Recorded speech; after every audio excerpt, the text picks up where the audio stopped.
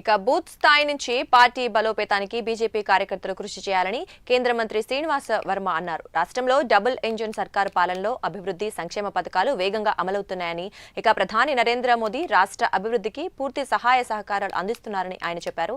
ఇక భీమవరంలోని బీజేపీ నర్సాపురం 21 మందితో బీజేపీ నూతన కార్యవర్గం ప్రకటించారు. ఇక ఈ కార్యక్రమంలో మంత్రి శ్రీనివాస వర్మ పాల్గొన్నారు.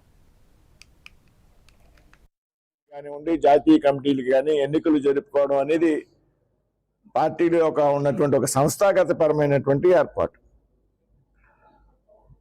అందులో భాగంగా ఈ మధ్యకాలంలో మండలాధ్యక్షులందరినీ కూడా నూతనంగా ఎన్నుకోవడం జరిగింది. మన జిల్లాకు సంబంధించి 25 మండలాధ్యక్షులు కూడా కొత్తగా ఎన్నుకోవడం జరిగింది. నూతన అధ్యక్షురాలుగా కూడా జిల్లాకి శ్రీమతి అయినంపూడి శ్రీదేవి గారు బాధ్యత స్వీకరించడం జరిగింది.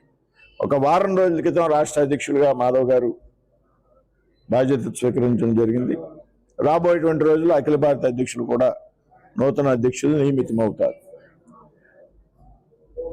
ప్రతి 3 సంవత్సరాలకి విధిగా ఎన్నికలు జరిపినటువంటి సిస్టమ్ భారతీయ జనతా పార్టీ